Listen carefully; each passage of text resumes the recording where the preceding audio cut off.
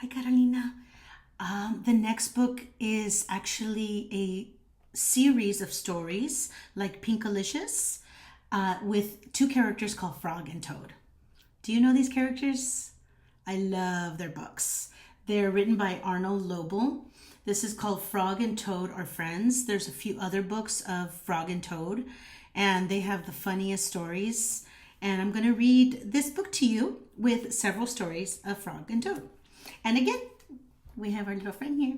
She's enjoying the stories. She's so cute. She's so cuddly. So she's right here hanging out, listening to all the stories. So she's looking forward to you reading to her. Hopefully you will read to her too. Frog and Toad Are Friends by Arnold Lobel. Frog and Toad are friends. So here are the stories. Spring, the story, a lost button, a swim, the letter. I'm going to read each story and then stop and then read another story and another video. So that way you can listen to each story separately, okay? Because they're not related. They're very different stories, but just the same characters. The first story is Spring. Spring. Frog ran up the path to Toad's house. He knocked on the front door. There was no answer. Toad, Toad, shouted Frog. Wake up! It is spring! Blah, said a voice from inside the house. Toad, Toad, cried Frog. The sun is shining. The snow is melting. Wake up! I am not here, said the voice. Frog walked into the house. It was dark. All the shutters were closed. Toad, where are you? Called Frog. Go away, said the voice from a corner of the room. Toad was lying in bed. He had pulled all the covers over his head. Frog pushed Toad out of bed. He pushed him out of the house and onto the front porch. Toad blinked in the bright sun. Help, said Toad. I cannot see anything. Don't be silly, said Frog.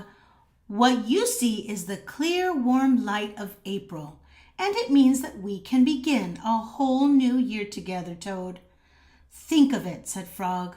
We will skip through the meadows and run through the woods and swim in the river. In the evenings, we will sit right here on this front porch and count the stars.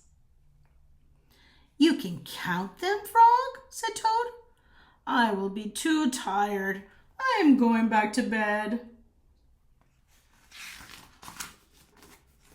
Toad went back into the house. He got into the bed and pulled the covers over his head again.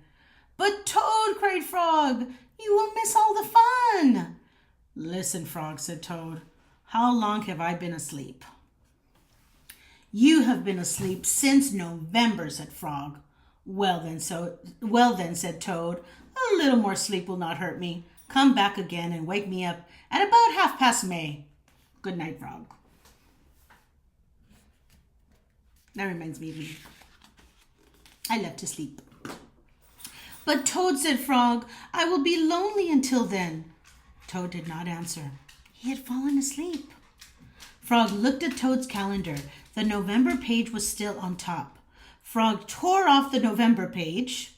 He tore off the December page and the January page, the February page, and the March page. He came to the April page. Frog tore off the April page too.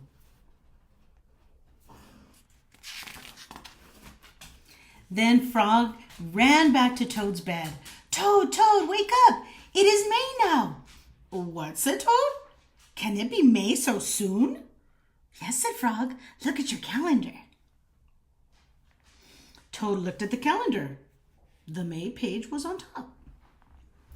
Why, it is May, said Toad, as he climbed out of bed. Then he and Frog ran outside to see how the world was looking in the spring. The end. Did you like that story? What did Frog do to get Toad out of bed? Pretty tricky, right?